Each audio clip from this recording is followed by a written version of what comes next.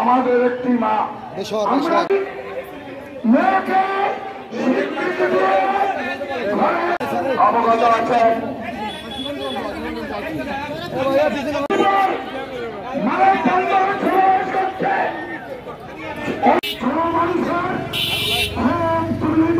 করতে পারবে না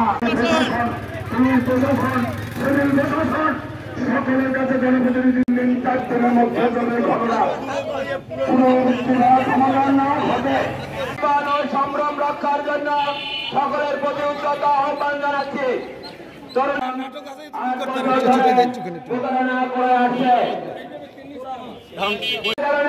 ওই তরুণীর জীবন সংকটাপন্ন হয়ে পড়েছে।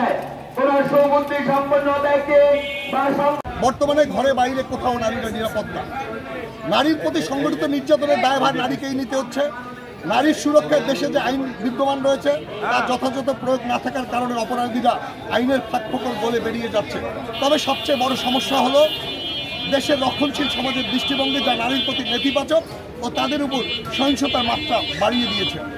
এগুলো দেখে যাতে যুব সমাজ নৈতিক অবক্ষয়ের দিকে ধাবিত না হয় তাই মানুষকে বোঝানোর জন্য অনুপম ভূঁইয়ার বিরুদ্ধে আজকে অন্তরা রানীর পক্ষে আজকের এই মানববন্ধন। আপনারা আমাদের আরেকজন বক্তা বলেছেন, আমাদের কালীবাড়ি কেন্দ্রীয় কালীবাড়ি পরিচালনা পরিষদ সভাপতি বলেছেন যে আমরা বিগত এই ঘটনাটি আজকের না, এই ঘটনাটি বিগত এক সপ্তাহ যাবৎ চলতেছে।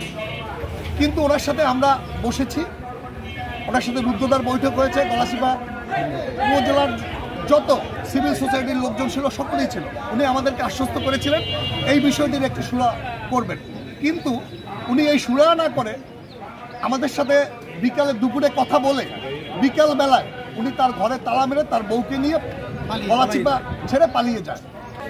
আমরা ডাক বাংলাতে সমঝোতায় পড়ছিলাম, যারা পড়ছি 20-25 জন, সবাই আমরা একমত হয়েছি যে মেয়ে ছেলে বিবাহ বিকল্প নেই।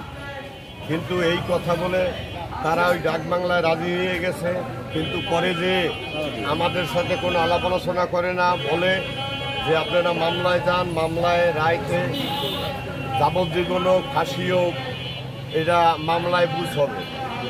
যার পরিপ্রেক্ষিতে আজকে এই মানববন্ধন, সাংবাদিকবৃন্দ, জনগণ সর্বস্তরের সারা দেশের আজকে একটু গরিব দেখা তাদের প্রতি লোক থাকে কম, তারা একটু প্রভাবশালী, এই জন্য তারা এড়াইয়ে যায়। কিন্তু আমরা আমাদের গলাচিপা আমাদের শৃঙ্খলা ফিরিয়ে আনার জন্য এইরকম ঘটনা জানি পুনরাবৃত্তি না ঘটে, এই জন্যই আমাদের এই আয়োজন।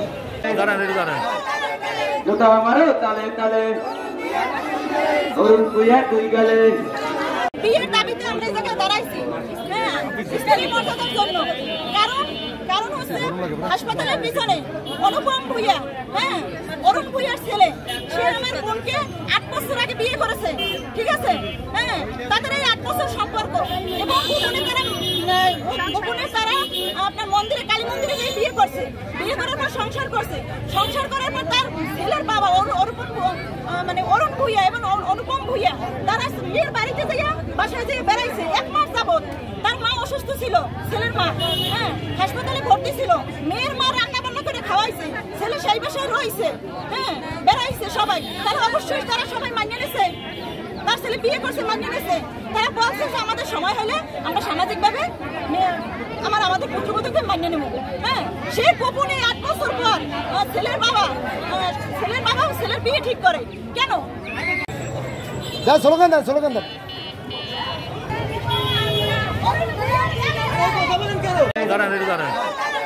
জোতা মারো তালে তালে, অরুণ ভূঁইয়া তুই গেলে।